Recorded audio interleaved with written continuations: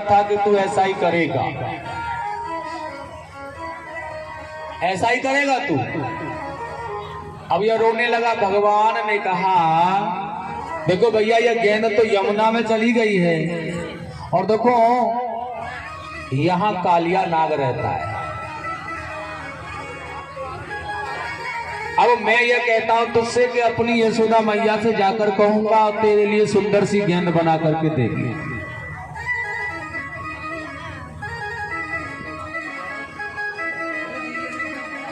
और श्री रामा ने कहा नहीं नहीं हमें अपनी मैया की गेंद चाहिए भाई, तेरी मैया की गेंद से कोई मतलब नहीं, अपनी मैया की गेंद चाहिए।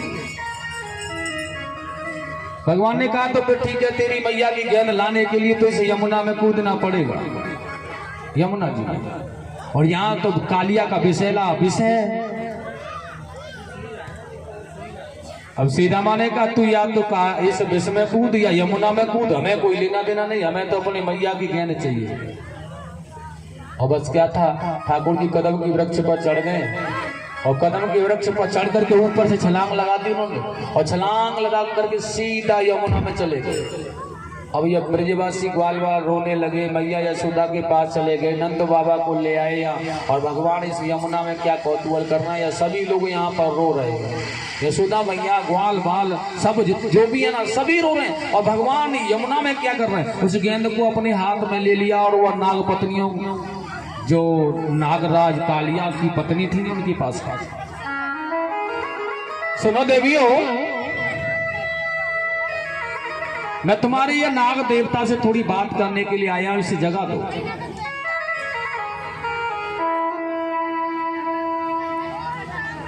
नाग पत्नियों ने कहा ये सोए हुए हैं, तुम पत्नी आओ जगा सकती हो, जाओ जगा दो।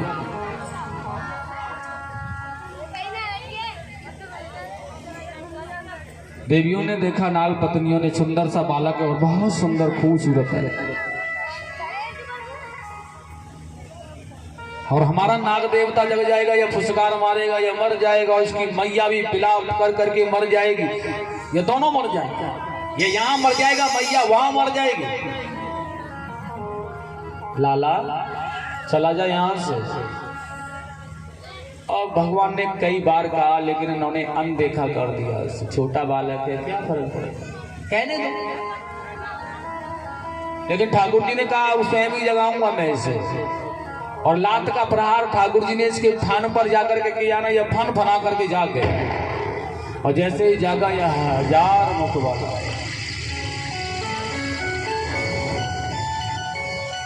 भगवान को बांध दिया इसने और फुसकार मार रहा है। सुखदेव स्वामी ने कहा ठाकुर जी का बदन नीला पड़ गया है और इसने बहुत तेज गति से उनके शरीर को गांठ दिया है। भगवान ने देखा तुझे जो करना पहले कर, और जब शरीर को गांठ दिया है ना गोविंद के, अब भगवान ने अपना शरीर वहां से फिर बढ़ाना प्रारंभ किया। और जैसे ही बढ़ाना प्रारंभ किया है ना, एकदम से इस कालिया नाग की नसें टूटने लगी, और जब नसें टूटने लगी है ना तो एकदम से इसने अपने शरीर को छोड़ दिया, ढीला कर दिया। और जैसे ढीला किया ठाकुर जी एकदम से निकल कर ऊपर गए और फनों पर सवार हो गए। अब त्रिलोकीनाथ गोविंद इसके फनों पर सवार करते, जिस फन को उठाता ना उसी पर लात का प्रहार देते हैं, रुधिर बहने लगता है, वह नीचे नवा का नवा रहता है, सारे फनों को तोड़ दिया। अब ये नागपतियों ने देखा ये तो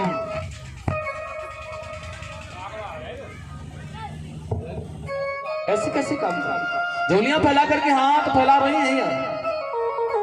हे स्वामी रक्षा कर दो, छोड़ दो हमारे लाला, हमारे पतिदेव को छोड़ दो लाला, हमने तुम्हें बालक समझा था। भगवान ने कहा बालक समझा था इसीलिए तो छोड़ रहा हूं, लेकिन छोड़ने से पहले एक बात मेरी सुनो, मैं तुम्हें छोड़ दूंगा, कोई परेशानी नहीं है, सुरक्षित रह लोगे, लेकिन मेरे कहे अनुसार। कालिया ने कहा है हाँ प्रभु आप जैसा कहोगे मैं वैसा ही करूंगा। भगवान श्याम सुंदर ने कहा तो एक काम करो, तुम लोग अपने विष के साथ, अपनी पत्नियों के साथ, अपने बच्चों के साथ यहाँ से निकल जाओ, यमुना से निकल जाओ, यहाँ से तुम जाओ यहाँ से। और देखो तुम्हें जाना कहाँ है, रमण द्वीप में जाना है, तुम्हें वहां रहना है अपने परिवार के साथ में। और एक बात और है, पीछे मुड़ करके देखना नहीं है जब तक वहां अपने स्थान पर न पहुंच जाओ। और मुझे मेरे माता पिता आ गए होंगे, परेशान होंगे, ग्वाल वाल ऊपर लेकर के आओ, पहुंचा करके आओ पहले। और भगवान नाग देवता के फनों पर नृत्य करते हुए चले आ रहे हैं और आकर के अपने परिवार वालों से मिले हैं। और ठाकुर जी के बाद में यह कालिया नाग यहाँ से अपने परिवार के साथ जब जा रहा है तो जैत में जाकर के इसने देखा है वो काली कमली वाला, वो मोर पंख वाला, वो मुरली वाला, ऐसा ना हो कहीं उसने मुझे धोखा ही दिया, वहां से तो भगा दिया लेकिन मेरे पीछे आते आते, मेरा पीछा करते करते वो वहां आकर ही मुझे पीटे। और जैसे उसने पीछे मुड़ के देखा है ना, वहीं पत्थर का हो गया। प्रेम से बोलेंगे कालिया मर्दन भगवान की, गोविंद भगवान की। आज ठाकुर जी ने बहुत सुंदर लीला की है महाराज। उसके बाद मेरे गोविंद ने बड़े प्यार से, बड़ी सुंदर भाव से दावा अग्नि का एक दिन पान किया है।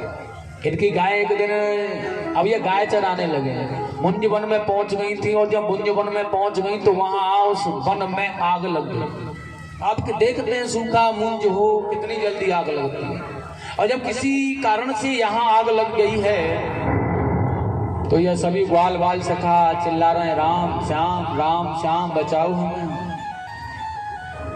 तभी भगवान ने कहा है अभी अपने सभी ग्वाल वालों से, भैया किसी भी संकट के आने पर नेत्र बंद करके भगवान का ध्यान करना चाहिए, संकट टल जाएगा। और उसी प्रकार से आज उन्होंने ध्यान किया भगवान का और नेत्र बंद कर लिए ग्वाल वालों के सहित। भगवान ने दावा अग्नि का पान किया और उन्हें लेकर के भांडीर वन में आ गए।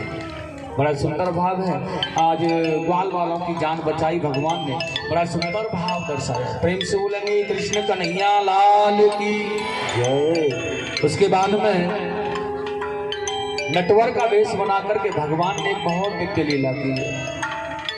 एक दिन यह गाय चराने के लिए गए तो थे, लेकिन जब उधर से लौट करके आ रहे थे ना तो नट का वेश बना लिया इन्होंने। पैरों में बांस बांध लिए, मोर पंख ऊपर लगा लिया है, कानों में कन्नेर के फूल हैं, मुरली हाथों में लगी हुई है, ग्वाल वाल पीछे कला मारते आ रहे हैं और यह नट का वेश बना करके बड़ी सुंदर दिव्य लीलाएं कर रहे हैं। ब्रजंगनाएं हैं ना जो गोपियां ब्रज की। और जब लौटते समय कन्हैया को उन ब्रजंगनाओं ने देखा है ना प्रभु जी, उन्होंने भगवान को जब ऐसा निहारा है ना तो उनके दिव्य स्वरूप का ऐसा असर इन पर पड़ा, ये भगवान को पति बनाने के लिए अनुष्ठान करने लगे। एक अनुष्ठान करते हैं और ये इनका अनुष्ठान है महाराज, ये यमुना कार्तिक मास में कात्यायनी देवी का व्रत आरंभ कर दिया इन्होंने। अरुणोदय काल से ही यमुना के जल में जाकर के या नवीन अवस्था में स्नान करती हैं, यही भूल कर रही है बस। और वही बालू की प्रतिमा बना करके यह भगवान का ध्यान करती है। माता कात्यायनी मैया से कहती है हे माँ, और बड़ा सुंदर मंत्र का याद करती है। व्यासी ने बड़ा सुंदर मंत्र लिखा है यहाँ पर। कौन सा मंत्र है? इस मंत्र को ये गोपियां जाप कर रही हैं भगवान के लिए। बड़ा सुंदर मंत्र है यार, और बड़ा सुंदर कहा है। कात्यायनी महामाये महायोगिन्यधीश्वरी नंद गोप सुतम देवी पतिम में कुरुते नमः। हे माँ, अगर तू प्रसन्न हो जाती है ना, और प्रसन्न होती है तो केवल एक ही वरदान देना, इस नंद गोप के लाला देवकी के पुत्र को हमारा पति बना दे, ऐसा वरदान। और प्रतिदिन की भांति वही अनुष्ठान चल रहा है इनका। भगवान ने देखा ये गोपियां अनुष्ठान तो कर रही हैं और अनुष्ठान को करने में कोई गलत बात नहीं होती है, लेकिन किसी अनुष्ठान को गलत करना यह गलत होता है। अनुष्ठान करना गलत नहीं है, व्रत करना गलत नहीं है, किसी व्रत को करना गलत नहीं, लेकिन किस विधि से करना है, गलत करना गलत है। इसलिए अनुष्ठान को उस विधि से करना चाहिए जिस विधि से वह होना चाहिए। गलत विधि से अनुष्ठान करोगे तो गलत परिणाम मिल सकता है, ध्यान रखना। इसलिए जिस विधि का अनुष्ठान है उस विधि से ही होना चाहिए। इस विषय का ध्यान रखना चाहिए। और ये गोपियां थोड़ा गलत कर रही है ना, इसलिए भगवान ने देखा ये अनुष्ठान कर रही है, लेकिन गलत विधि से करी, इसलिए इसे समझाना पड़ेगा। और एक दिन वह भी गोपियों के पीछे ही अपनी गायों को गोश्तों में से निकाल कर ग्वाल वालों के साथ चल पड़े। और देखिए ग्वाल वालों को गाय आगे बढ़ाने के लिए कह दिया। भगवान ने कहा मैं कुछ समय में आता हूं, तुम लोग चलो आने। और स्वयं वहां यमुना के किनारे पर आकर के उनके वस्त्रों को उठाया और कदम की डाली पर रख दिया है। अब गोपियाओं ने स्नान किया और अपने वस्त्रों को देखा है ना, तो अब उनके वस्त्र यहाँ पर नहीं मिलते। बड़ी समस्या वाली बात है। गोपियां देख रही है वस्त्र गए कहाँ। भगवान ने मुरली बजाना जब प्रारंभ किया तो गोपियों को एहसास हो गया कोई और नहीं, यही श्याम सुंदर ने हमारे वस्त्रों को लिया है। और जब देखा है ना मुरली वादन प्रभु को, वह वस्त्र भी वहीं टंगे हुए हैं और वह गोपियां नीचे जल में हैं, वह मुरली बजाए हुए बैठा है कदम के वृक्ष पर। गोपियाओं ने आज कहना प्रारंभ किया है, माधव आप ब्रज के आश्रय दाता हैं, आपने बड़े बड़े कार्य किए हैं, सभी लोग आपको उच्च कोटि उच्च नजरों से देखते हैं, लेकिन आपने यह कौतूहल किया है, क्या यह बढ़िया है? हमारे वस्त्र क्यों लिए? भगवान ने नहीं कुछ उत्तर दिया। ठाकुर जी से गोपियाओं ने कहा एक काम करो, हमारे वस्त्र दे जाओ, यहां से जाओ। चलो कोई बात नहीं है, भूल हो जाती है, हम कुछ नहीं कहेंगे किसी से। भगवान ने फिर भी कोई जवाब नहीं दिया। गोपियाओं ने कहा ऐसे बात नहीं बनेगी, सुनो हम जाकर के यशोदा मैया से और नंद बाबा से तुम्हारी शिकायत करेंगी। भगवान ने कहा धीरे से तो कोई बात नहीं है, कर लेना, शिकायत ही तो करनी है, कर लेना। गोपियों ने कहा तो आप हमारे वस्त्र नहीं दोगे ना? भगवान ने कहा मैं तुम्हारे वस्त्रों को क्यों दूंगा गोपियों, वस्त्र तुम्हारे हैं, वस्त्र तुम्हें चाहिए, और चाहिए तो जल से बाहर निकल आओ और ले जाओ। गोपियों ने कहा हम नगीन अवस्था में हैं, जल से बाहर नहीं आ सकते, जब तक आप यहां हो। भगवान ने कहा गोपियों ये जल के देव वरुण है ना, इनका बहुत बड़ा अपमान किया है तुमने, ये अपमान नहीं है क्या? गोपियां कहने लगी बहाना मत बनाओ, हमारे वस्त्र दे दो और जाओ यहां से। भगवान ने कहा मैं वस्त्र देने नहीं आऊंगा, अगर तुम्हें वस्त्र चाहिए तो जल से निकल आओ बाहर और ले जाओ। गोपियों ने एक बहाना और एक ताना और दिया है, वो कौन सा है? अगर तुम वस्त्र नहीं देने आओगे तो तुम्हारे गांव गांव में जाकर के हम बस्तियों में चर्चाएं करेंगे कि वो कृष्ण का, वह नंद का लाला है ना, यह ऐसे ऐसे मन का है, बहुत दुराचारी है। भगवान ने कहा शौक से करना। गोपियों ने देखा कोई भी शिकायत, कोई भी बहाना नहीं चल रहा है, और जब कोई भी बहाना नहीं चल रहा है, उन्हीं को पाने के लिए व्रत है, उन्हीं को पाना है, सर्वस्व वही है, या जान वही है, लेकिन बहाना कोई नहीं चला, तब हाथ जोड़ करके भगवान की प्रार्थना कर रहे हैं, हे भगवान। बहुत सुंदर विनय करने लगी है यह। और आप हमारे आश्रय दाता है, आप हमारे स्वामी हैं भगवान, और हम आपकी दासियां हैं। और देखिए स्वामी को दासियों के साथ ऐसा व्यवहार नहीं करना चाहिए। भगवान ने हंस करके कहा गोपियों आपके भाव से तो ऐसा लग रहा है कि मैं आपका दास हूं और आप मेरी स्वामिनी हो, क्योंकि दास किसे कहते हैं जानते हो? दास वह होता है, दासी वह होता है जो अपने स्वामी की आज्ञा का पालन करता है। और तुम मुझे कह रही हो कि हम तुम्हारी दासी हैं, तुम स्वामी हो हमारे, और जो मैं कह रहा हूं उस कार्य को कर ही नहीं रही हो, तो फिर इसका मतलब है तुम मुझसे कह रही हो, मुझे कराने के लिए कह रही हो, तो इसका मतलब सीधा सीधा है कि तुम स्वामिनी हो और मैं दास हूं तुम्हारा। गोपियों ने कहा नहीं भगवान, स्वामी तो आप ही हैं हमारे, हम तो केवल सेवक हैं। भगवान ने कहा इन गोपियों की ज्यादा विनय करने का। अत्रागत्या बलाह कामम स्वस्ववासः प्रगृहतामम सत्यम गुणामिनो नर्म यद् यूयं मृत कर्षिता। भगवान ने बड़ा सुंदर, कृष्ण ने कहा हरि गोपियों अगर तुम्हारी इच्छा है तो आकर अपने वस्त्र ले लो, फिर मुझसे मत कहना। देखिए ये गोपियां ने वस्त्रों, भगवान ने गोपियां के वस्त्र क्यों लिए, इसका विशेष कारण सुनो। ठाकुर जी हैं परमात्मा और गोपियां हैं जीव।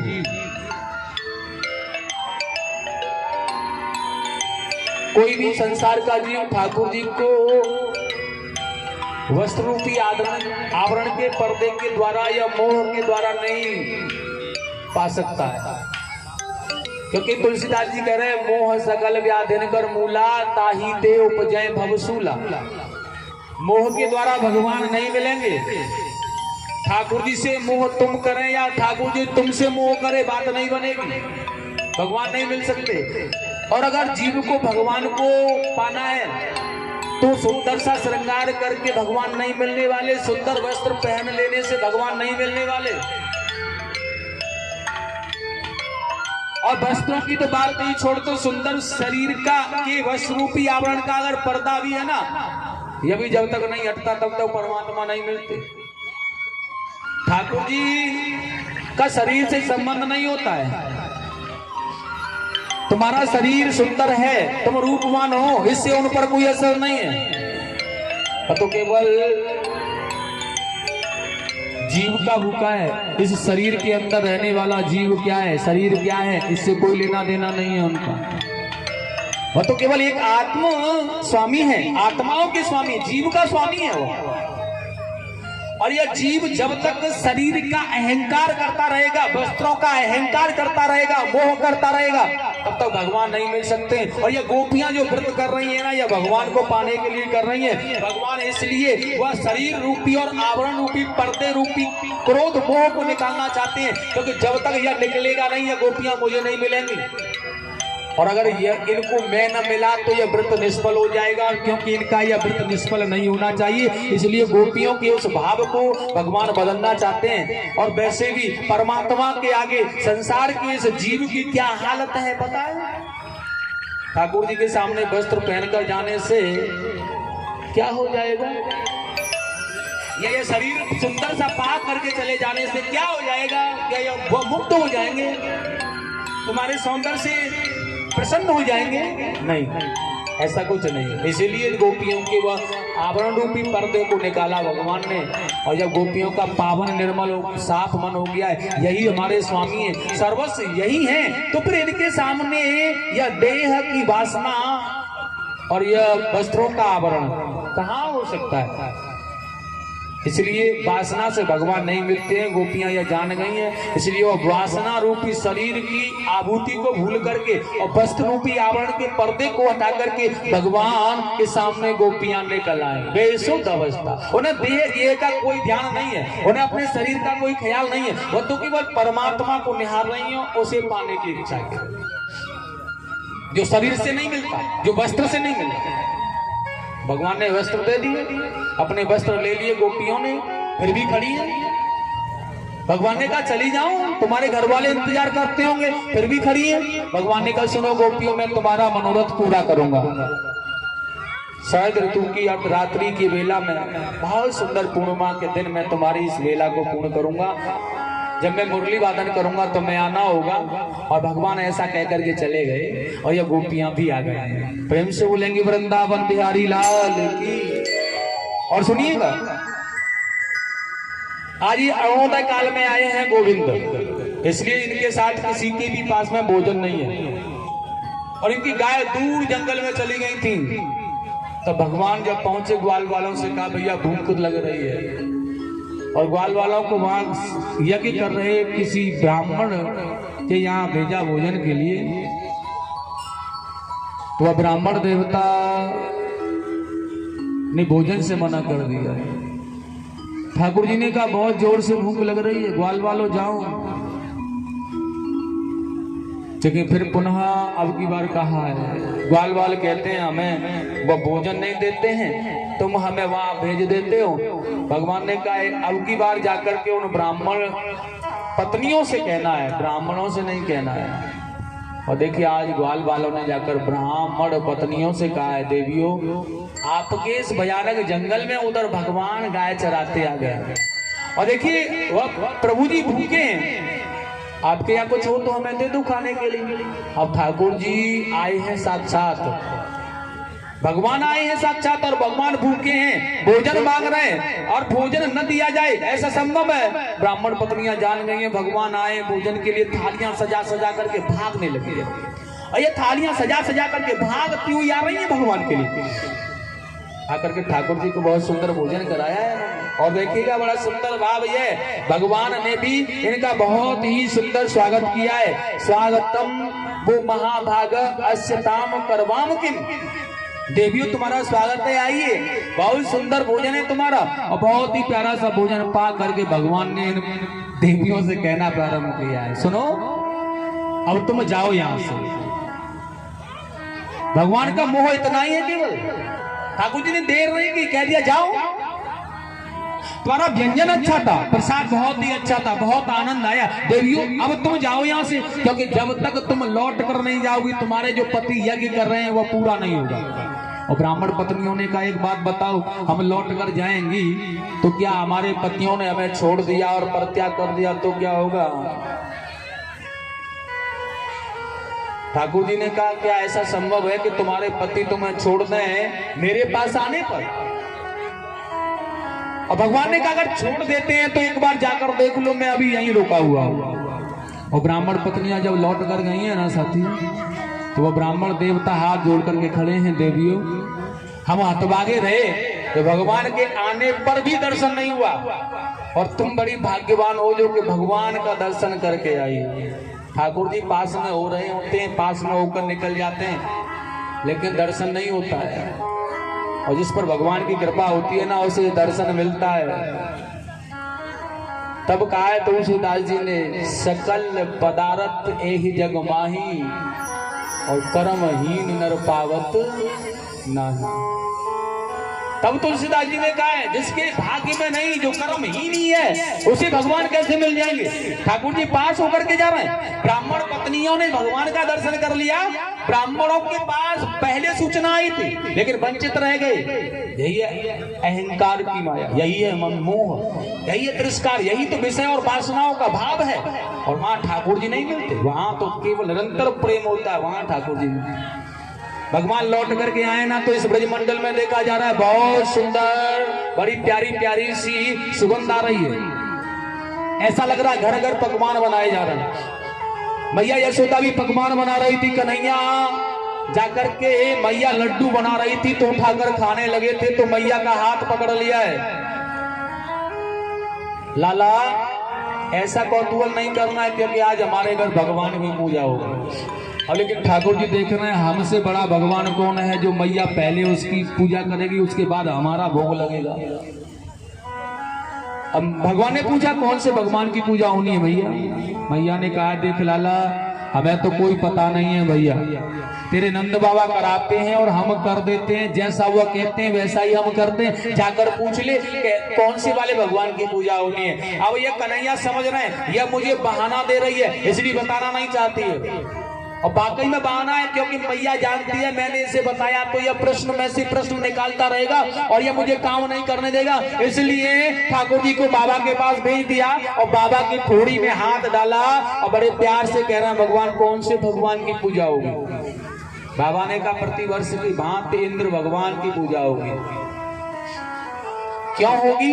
क्योंकि ये इंद्र भगवान जल बरसाते हैं कन्हैया, जल बरसता है ना तो घास उगती है लाला, घास उगती है ना तो उसे हमारी गाय खाती है, और गाय खाती है ना तो वह दूध देती है, दूध बेच करके ही तो हमारा कारोबार चलता है। दूध से दही बनता है, दही से छाछ बनती है, माखन बनता है, माखन से घी बनता है, उसी से तो व्यवसाय है हमारा सब कुछ। भगवान ने कहा सुनो जब कड़ी दोपहरी होती है, जेठ का महीना होता है और धूप ही धूप होती है, बरसात होती नहीं है, उस समय आपकी गाय कहाँ चारा चोरती है? नंद बाबा ने कहा गायों को चराने के लिए तो तू ही जाता है कन्हैया, हमें क्या पता। कन्हैया ने कहा बाबा हम बताएं कहाँ पर चारा चुगती हैं? कहाँ पर? गोवर्धन की तलहटी में। इसलिए जो मजबूरी में साथ देता है, मजबूरी में जो संकट के समय हमारा साथ दे भगवान उसे मानना चाहिए।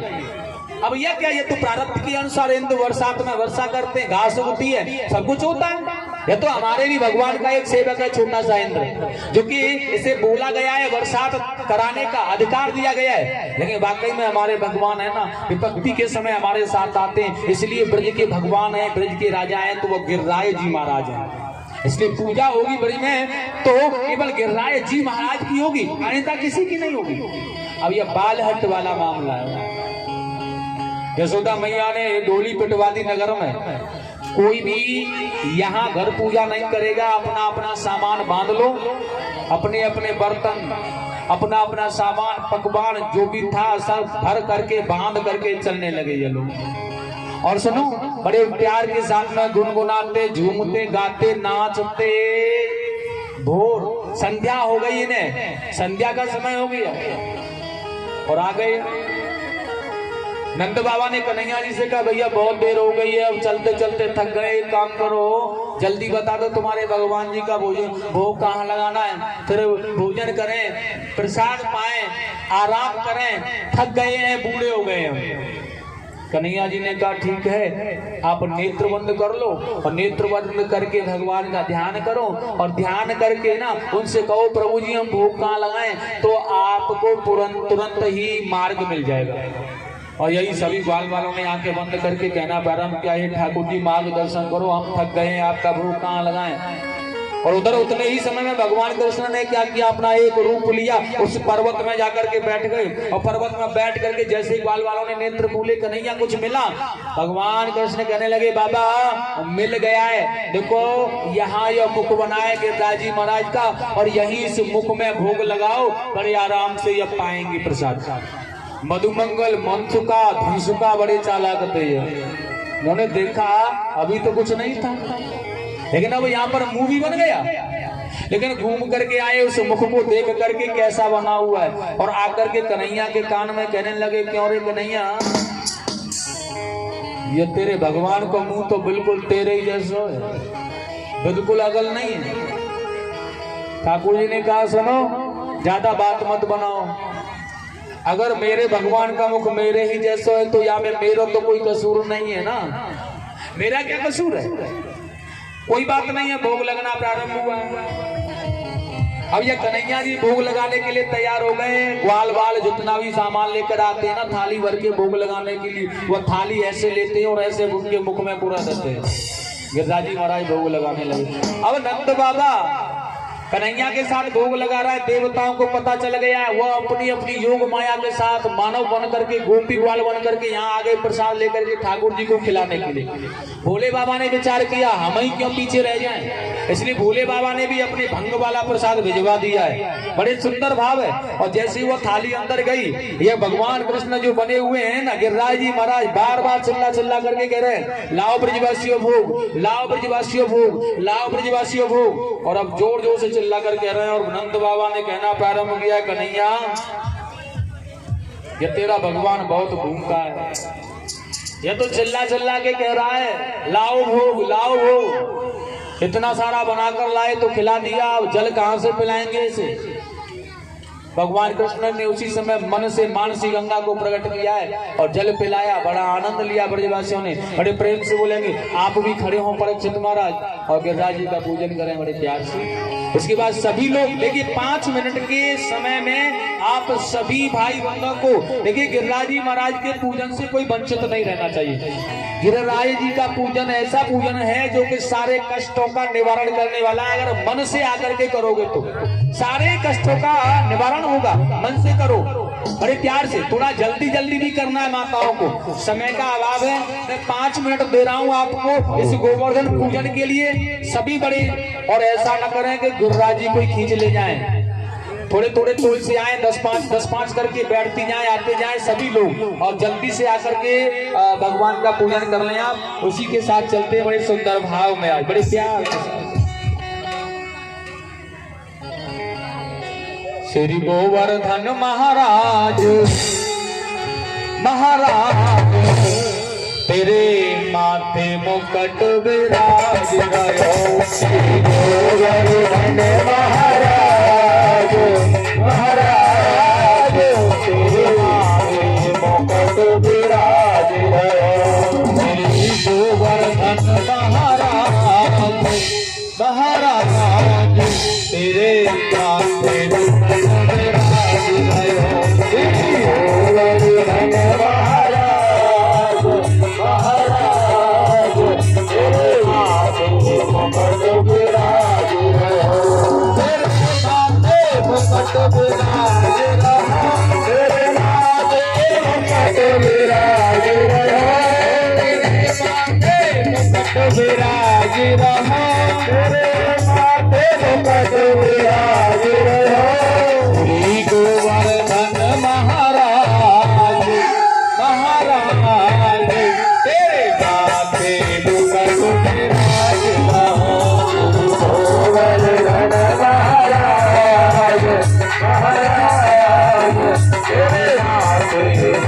श्री राम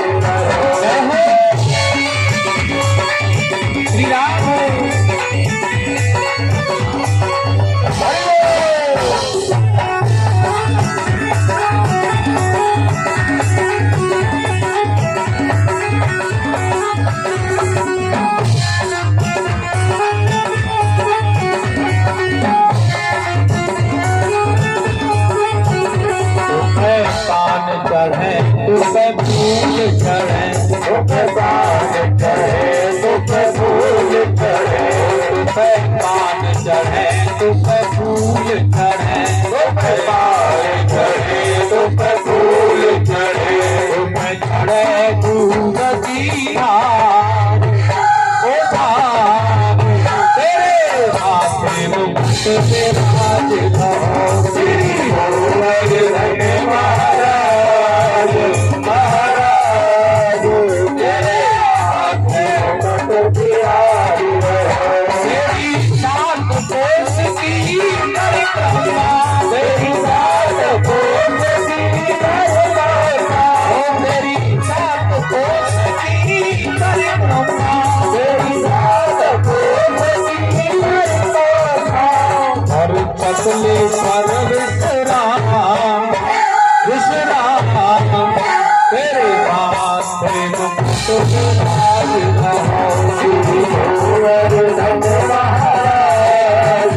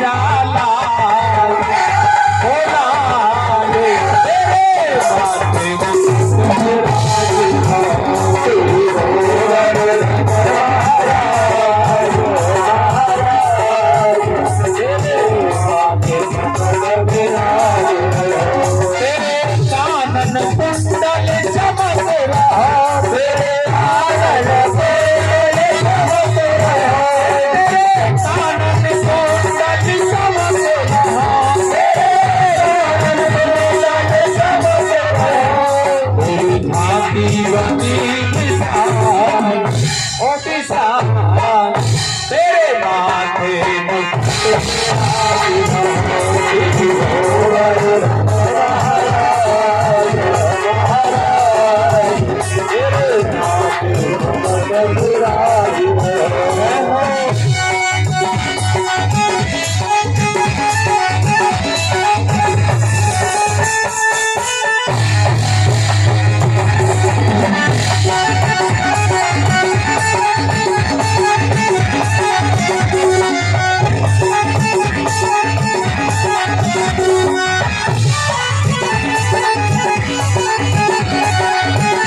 तेरे माथे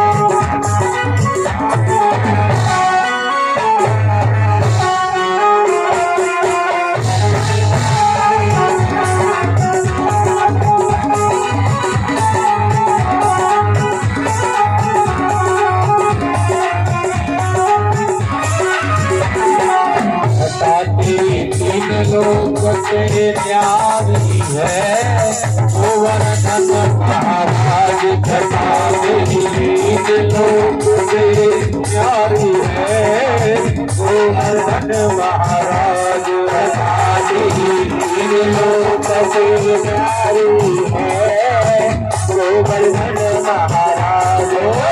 गोवर्धन महाराज हमारे प्रभु गोवर्धन महाराज। गोवर्धन महाराज हमारे प्रभु गोवर्धन महाराज। लता तेरी तीन लोक से प्यारी है गोवर्धन महाराज। लता तेरी तीन लोक से प्यारी है गोवर्धन महाराज।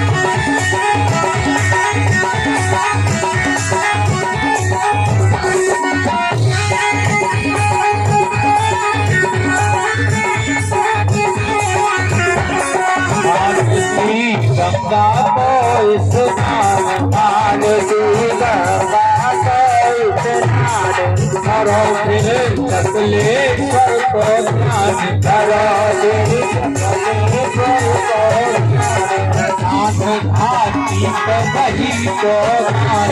दान घाटी पे वही को दान घाटी पे वही को ध्यान। दान घाटी पे वही को करो फिर परिक्रमा की तैयारी है गोवर्धन महाराज। लता तेरी तीन लोक से प्यारी है गोवर्धन महाराज। गोवर्धन महाराज हमारे प्रभु गोवर्धन महाराज। गोवर्धन महाराज हमारे प्रभु गोवर्धन महाराज। लता तीन लोक से प्यारी है गोवर्धन महाराज। लता तेरी तीन लोक से प्यारी है गोवर्धन महाराज।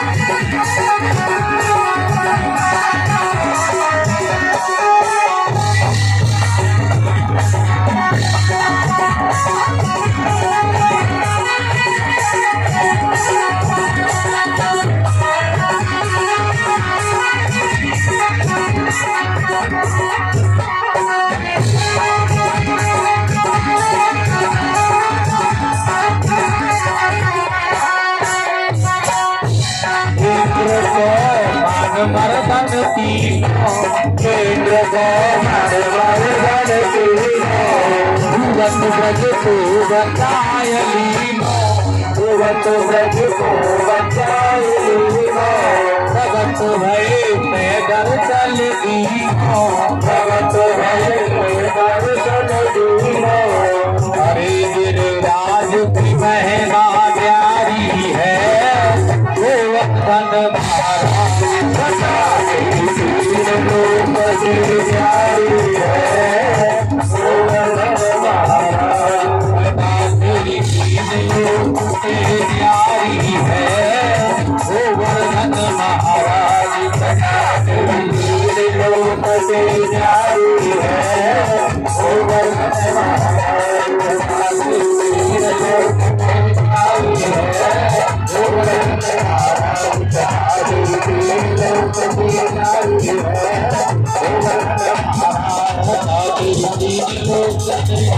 है